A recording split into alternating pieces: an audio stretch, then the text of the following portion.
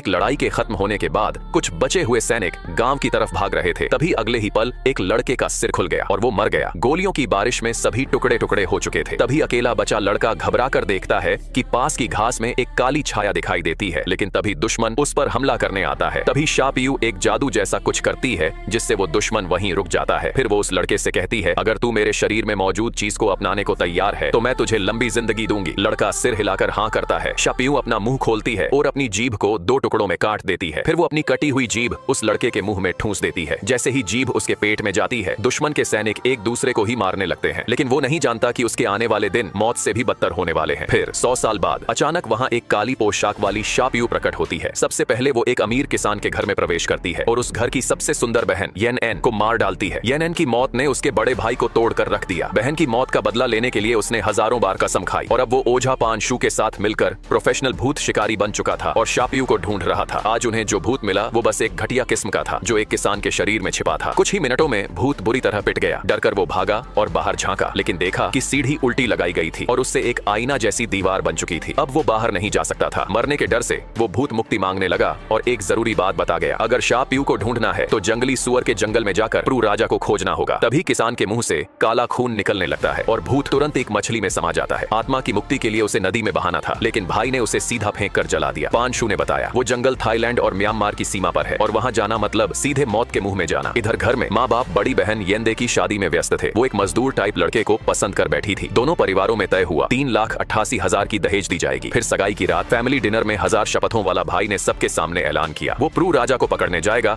और उसी के रास्ते शापियू को भी खत्म करेगा, वरना जैसे ही शापियू दोबारा ताकतवर हुई पूरा परिवार मारा जाएगा। और सबने येन की तस्वीर के सामने शपथ ली, बदला जरूर लेंगे। कुछ दिन बाद टीम में उसके साथ थे 4 और लोग साथ चल पड़े। बाकी सब ठीक थे, लेकिन आजू बहुत बदजुबान था। उसने येन की मौत पर भद्दा मजाक किया, जिससे लड़का इतना भड़क गया कि मारने ही वाला था। तभी उनकी V8 लैंड रोवर डिफेंडर जंगली सुअर के जंगल के बॉर्डर पर पहुंचती है। आजू जमीन पर पेशाब कर देता है। इसके बाद पांशू श्रद्धा से पूजा की थाली निकालता है, अगरबत्ती जलाता है और दुआ मांगता है।